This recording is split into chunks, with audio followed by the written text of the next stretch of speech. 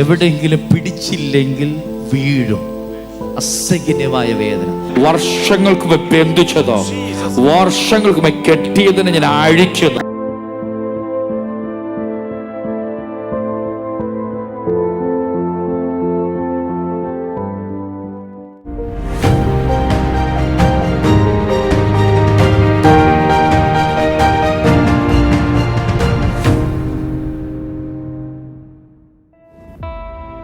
എത്ര നാളായിട്ട് സിസ്റ്റർ ഇത് ഭാരപ്പെടുന്നു ഈ വേദന?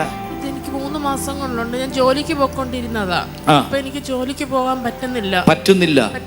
ഈ ഒരു ഭാഗം അല്ലേ? ഈ ഒരു ഭാഗം എന്താണെന്ന് അറിയാവോ?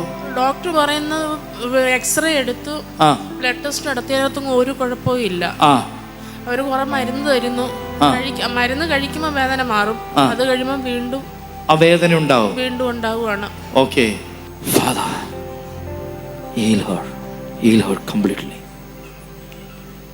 ദുഷ്ടപിശാചേ, നിനക്ക് അവകാശമില്ല ഇതിനകത്ത്. യേശുവിന്റെ നാമത്തിൽ ദൈവശക്തി ശരീരത്തുകൊണ്ട് ഇറങ്ങട്ടെ. പോ, ആ കാലിന്റെ മേൽ ഇറങ്ങട്ടെ. കഴിഞ്ഞു പോയത് സൗഖ്യമാകട്ടെ. ഹീൽ. ഉച്ച മുതലുള്ള കാല് വരെ കർത്താവിന്റെ പവർ ഇറങ്ങാക. വർഷങ്ങൾക്ക് മുമ്പ് ബന്ധിച്ചതോ വർഷങ്ങൾക്ക് മുമ്പ് കെട്ടിയതിനെ ഞാൻ അഴിക്കുന്നു. ഭൂതം വെളി വരിക. വെളിവാദ come out. ശരീരം വിട്ടു പോവുക. അത് പൂർണ്ണമായി ഫ്രീ ആകുക. ശരീരം വിട്ട് പൂർണ്ണമായി പോട്ടെ. പൂർണ്ണമായി വിട്ടു മാറട്ടെ. ദൈവം കൊടുത്ത വിടുതലായി നന്ദി. ഇപ്പൊ വേദനയില്ല. കാലൊക്കൊന്നും മടക്ക്. ശരിക്കും ഇങ്ങനൊന്നും ചെയ്യാൻ സാധിച്ചിരുന്നില്ല. കാലൊന്നും കൊടയാൻ പറ്റത്തില്ല. കൊടയുമ്പോൾ അവിടെ പിടുത്തം വീഴും. ആ വേദന വരുന്ന സമയത്ത് ആരെങ്കിലും എവിടെങ്കിലും പിടിച്ചില്ലെങ്കിൽ ഞാൻ മറിഞ്ഞു വീഴാൻ തോന്നും. മറിഞ്ഞു വീഴും, താഴെ വീഴാൻ പോകുന്ന പോലെ തോന്നും. അപ്പൊ ആരെങ്കിലും കയറി പിടിക്കണം. Praise God. ഇപ്പൊ അങ്ങോട്ടും ഇങ്ങോട്ടും നടന്ന ഒരു കുഴപ്പമില്ല. യേശുവിന്റെ നാമത്തിൽ സ്പീഡ് നടക്കുക. യേശു വലിയവനാണ്.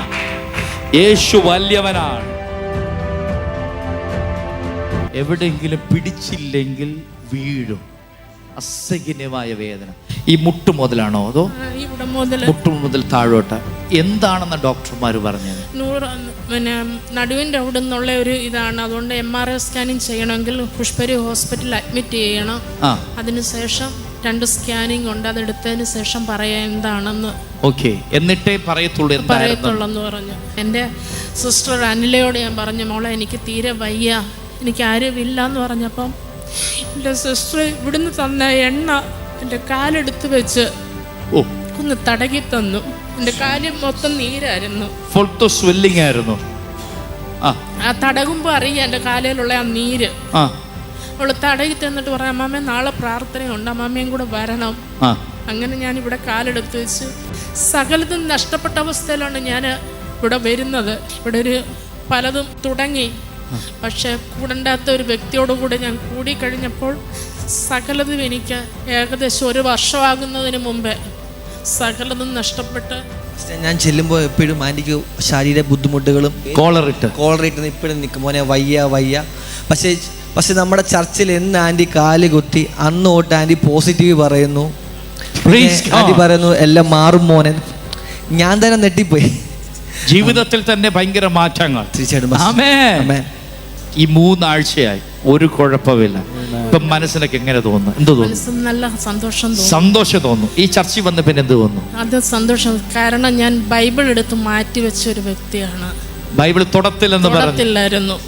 ഇപ്പൊ 3 ആഴ്ചയായി ഒരു കുഴപ്പമില്ല. കരങ്ങൾ അടിച്ച് നന്ദി പറഞ്ഞ, സന്തോഷത്തോടെ നന്ദി പറഞ്ഞ.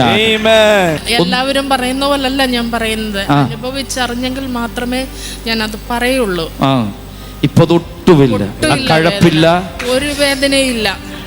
ആമേൻ. കരങ്ങൾ അടിച്ച് ദൈവത്തിന് നന്ദി പറഞ്ഞാൽ